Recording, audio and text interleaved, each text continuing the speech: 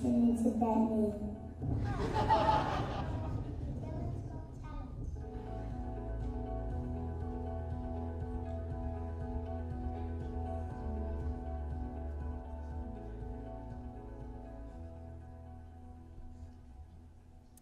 How inspiring was that? Actually, guys, what would you do if you were the smartest person in the world? I'd probably have a PhD right now. I'd probably go on Who Wants to Be a Millionaire? I would run the PR campaigns paper. Okay, so you're not quite as ambitious as the kids in the video, but what if I told you guys that exercise can actually make you smarter and help you reach these goals? No way! And the younger you start, the more benefits you'll see. Generation Active is all about gearing up for a brighter and more active future. This campaign is the little bit of help that Generation Z needs to become Generation Active. So hi, I'm Erin. I'm Brad. I'm Abby. And I'm Kyla. And together we make up 1/3 of the campaign team Generation Active. Did you know 1 in 9 children living in New Zealand, aged 2 to 14 years old, are considered obese? And children living in low socioeconomic areas are 3 times more likely to be at risk.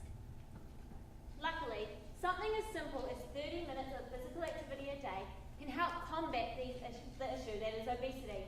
Plus, extra bonus, it can help improve academic performance. So based on these facts, it was an absolute no-brainer that we wanted to work with children. Generation Active could lead the way for them Generation Active could lead the way for them by increasing their confidence in both the classroom and out on the field. Due to the link between low socioeconomic communities and obesity, we decided it would be best to target low decile schools. So bonus for us, working with kids is awesome because they're so full of energy and they're really creative. So Generation Active chose to work with classes in years 4, 5 and 6. Now this was the perfect target audience for us because first of all, they're the young leaders in their school and they can really inspire those younger children. Sport Waikato's Project Energize connected Generation Active with Fairfield Primary, a Decile 1 school. Fairfield Primary has a roll of over 300 students, but before our campaign started, their PE sheet consisted of broken hula hoops, flat balls, and a row cone to play t-ball with. We worked with over half the students in the school for 2 weeks and helped them improve their physical activity. We had an absolute blast working with these kids. So what exactly did we want to achieve? Raise awareness for the Generation Active website. Improve academic performance, behaviour and attitudes. And fundraise $1,000 towards Fairfield's PE shed. Now, I bet you're all sitting there wondering what makes Generation Active such a kick-ass campaign. How about one of our 14 local businesses that got behind us? Yeah, like Zebra Designs, Just Water, the Northern Knights, Kmart, Gilmore's, Bin In, Pack and Save. Leap. I don't know anymore. Or the $1,700 that they donated towards us. Wow, that's amazing.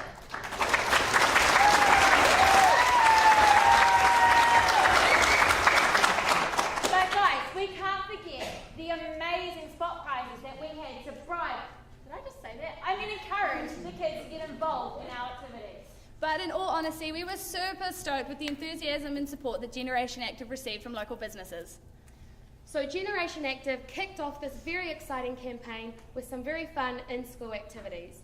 So, yeah, with some very fun in-school... that lighting though.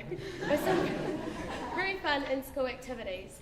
Now this was the perfect opportunity to show the teachers how we could really get kids active. Going into the schools was an awesome experience. These kids showed some awesome determination and guts when they came up against some of the toughest members of Generation Active. Remember that game of tug of war? You mean the ones where we lost against the kids? Yeah, whatever. How about the Kiwi Cross Country Challenge? Yeah, the kids were super excited about that. The school really impressed Generation Active with their enthusiasm in getting involved with walking a virtual map of New Zealand. We had so many kids running up to us telling us how many steps they'd done on their pedometers, and the teachers, they absolutely loved it. But why would the teachers love it, Abby? Because the teachers were able to use the pedometers as a reward for good behaviour. Wow, that's awesome. So, Generation didn't stop once we'd finished in school. We moved further. We needed a huge amount of publicity to get our fundraising efforts off the ground. Yeah, media attention for us was massive. We wanted to make our campaign loud and proud. We were featured 3 times in Hamilton Press. We had a half-page spread in the Waikato Times. Our Colour Rush event got a shout out on More FM. We were interviewed by Free FM. And Generation Active has been closely followed by Māori Television, who over the next few weeks are going to air a story about Generation Active. Social media also played a huge role in our involvement with the rest of the public. Generation Active used their Facebook page to post, use engaging posts to raise awareness for our fundraising events. We put heaps and heaps of time and effort into fundraising because we decided we wanted to make Generation Active be in the schools while we were gone. So we decided that for the best interest of the primary teachers and the students, that we were going to fundraise as much gear as we could, so even after we were gone, we were still helping out the kids. To do this, we reached out to the wider Hamilton community for support. We set up 2 permanent and 5 pop-up locations where the public could come and donate any unused sports gear. We also set up a Give a Little page which reached right around to New Zealand, including right down to Hastings. And that was for monetary donations which we used to then purchase PE gear that the school required. Hey guys, what about our awesome final event, the Colour Rush, which was a fun run around Fairfield Park where participants ran around and got covered in coloured powder. We put so much effort into that event alone. We spent 32 hours creating the colour powder. We used an astounding 65 kgs of corn flour. We accidentally caught a blender on fire, and we have so many blisters to show for that event. Yikes, that's crazy, right? But our hard efforts didn't stop there. We had vans lining up the streets with a whopping 111 people turning up for the big day. So guys, how successful was our campaign? Well, Erin, our website has 342 unique visitors during our campaign. This is amazing considering we were actually only working with 6 teachers. I guess we really got the Generation Active name out there, guys. What about all our in-school activities? We saw a huge improvement in kids' confidence just from being active, and I think that made our campaign totally worth it on its own. Teachers reported a huge improvement in students' academic behaviour and attitudes during our campaign. Not only this, the kids' creative writing was through the roof. This all shows how 30 minutes of activity can really benefit our younger generation. See guys, I told you exercise makes you smarter. Yeah. Anyway, do you want to know how our fundraising went? Tell us. Generation Active managed to raise $1,987 by the end of our campaign for sports equipment. But as of Monday, some last-minute donations took that over the $2,000 mark. Woo, woo.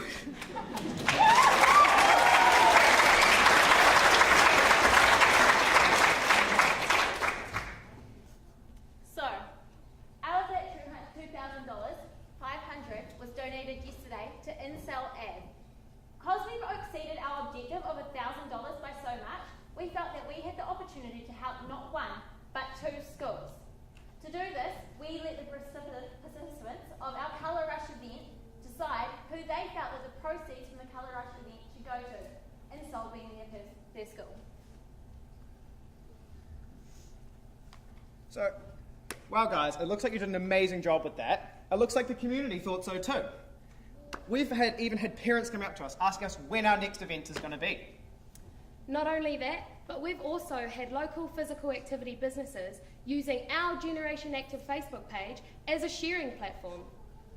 So it seems as though Generation Active not only made an impact on the children, but on the community as well. Sounds like a pretty successful campaign if you ask me. So first there was Generation X. Then there was Generation Y. Then there was Generation Z. And now, Welcome to Generation Active!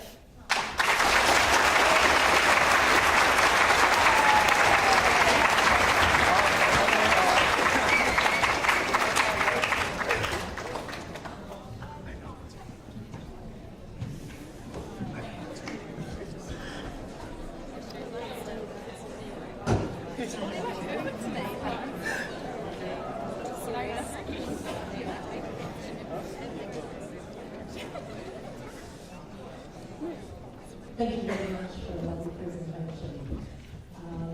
So obviously we need to start early with all of the activities that you guys suggested. Really good to see that you are able to raise so many funds and to get 2 schools involved in this and to receive the fruits of your good labour. So well done on that. I did have a question. What it is.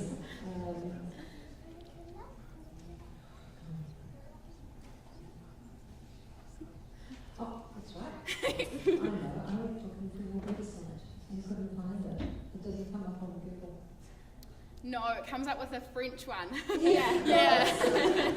We our domain name, because genActive is taken, we got to use thisisgeneration.org. So it is a little bit hard to find. However, if you did type in genActive Colour Rush, a lot of things came up for that, but unfortunately the domain name. No, that's fine. I realise there's always something. Little things that The niggly things. And just to add, the website was on our Facebook page as well, and we had a lot of interaction there. That's where I found it. So it was working in one way or the other. Yeah, and with our website, our main goal with the website was to use it as a tool mostly for the students and teachers, just because we'd be in schools quite a lot and social networking isn't really something that you'd find a lot in schools. So we wanted to make something that was specifically for the students and teachers to use.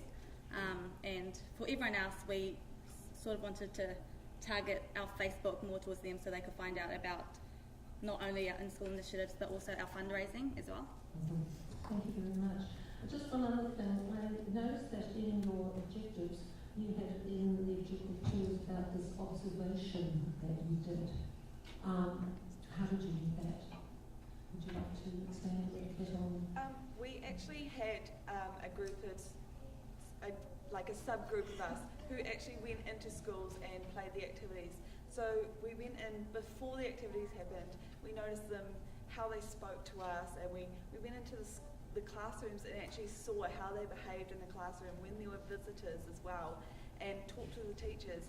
And so when we kept going, we went in at least 6 times to see these students, and we just noticed how more welcoming they were towards us and how more involved they were, and the teachers told us as well. So Thank you.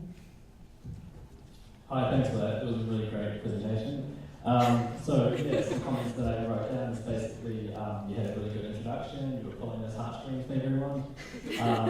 You identified the issue really well as for what your target audience was and what your kind of campaign was aiming for in terms of looking at what DSL skills are available around Hamilton and all that stuff.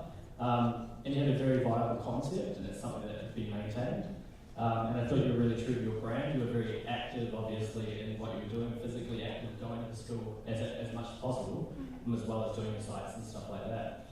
So my question really is what would you do differently in your campaign if you could do it?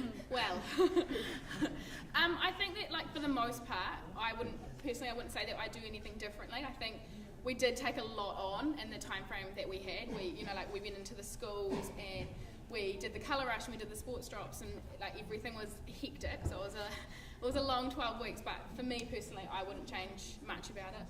No, I feel like if we just had more time, it could have just been so much bigger. But yeah, everything was sort of had to be done very, very quickly. So that would be the only thing, and that's not anything that's within our power. Thank you very much for the presentation. I really, really enjoyed that, and I thought that the way that you identified your target audience based on research was really clever, and you were able to narrow it down to those low decile schools. My question for you is, did you then, when you were in Fairfield, did you look at those students in the classes that you worked with to see what the level of obesity might have been? So, like, observing the children's obesity. I know that Jean, the vice principal, deputy, there you go. Yeah. He said that the kids are very active anyway, and I know that is probably, schools always have some kind of initiative, and I mean kids run around and things like that. So I wouldn't say that we looked at the kids and decided on exactly which ones would make run more on the obstacles or anything like that. But I think that our biggest thing was that we just wanted everyone to feel included, and I know that for kids especially, it's a big thing to be, when you're at that age, to be socially accepted and to be, part of the team. So when everyone's running it together, you encourage everyone to do it. And I mean, there were a few kids that came up and said, I've done 13, I'm so puffed. So just encouraging them to go with another group of people and catch up, and it's great, and you're having fun and things like that. So also, when we first went into the school, our first activity, which was tug of war, I did notice that a parent had brought the child her lunch because she forgot it, and it was a pie and a soft drink, and I thought, well, we're actually in the right place. yeah. And so just a comment as well, follow up on what Michelle asked you about the measures, and when you went and your answer was about you went and talked to teachers and your own observation. I think to increase the credibility of your measures, if you had recorded those, and maybe you did. Yeah. So, I mean, answer that as a question rather than a statement. So, have you got anecdotal evidence to back up those kind of beliefs that you stated? So like the quotes and things like that from the teachers and whatnot. Yeah. So we have all of those recorded and written down and things like that. Like Lauren said, with the time thing, if we had have had longer, we could have used academic testing and things like that schools already run to help record that sort of stuff as well. Yeah. Sorry, just quickly on that as well. We wanted to make our point of difference. Schools are incredibly hard to get into. So we wanted, our biggest thing for the teachers was that we didn't want to be in the way, and we didn't want to be in the classrooms so that they had to take the time out of their teaching because they've got a curriculum and things like that. So that was one of the reasons we couldn't exactly go in and do pre-tests and protests and things like that. Yeah, and the timing of the paper, Didn't align. it didn't really align well with school term. So smack bang in the middle of our running the campaign, school term ended, and then the holidays started, and it was term 4 started just this Monday. So we had 2 weeks where we were like, oh well, we can't get into the schools now. So yeah, it was all just pushed back, just due to how difficult it is to get into schools. That was an amazing campaign, and there's some really strong elements in it. I thought the colour rush was exciting. I've never heard of that before. Is that a new idea? Did you make that up? No, it's a long-standing idea, but we decided to make it our own and make it more affordable for Yeah. people to participate. They loved They it, had an yeah. amazing time. The other thing that I thought was a really good outcome from the campaign was the ability to fundraise for the sports equipment. Yeah. Because often in the lower socioeconomic schools, they don't have the parents set to write out cheques for $100 a term to assist in that. So that was a very clever idea. Just tell me, did you have any difficulty in getting into the school? Was the headmaster supportive, suspicious, thought it was a waste of time, and what's the attitude now?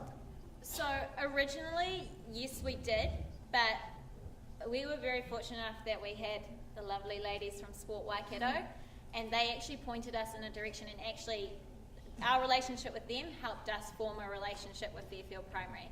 And once we talked with Jacinda and then talked with Jean from Fairfield Primary, he was actually really on board, and he'd come out and meet us every lunchtime and have a chat with us. So yeah, it was actually, by the end of, once we've been through Sport Waikato, gone through that way, it was actually a lot easier for us. But as just us, there was a barrier. Yeah. Okay, thanks very much. Thank you.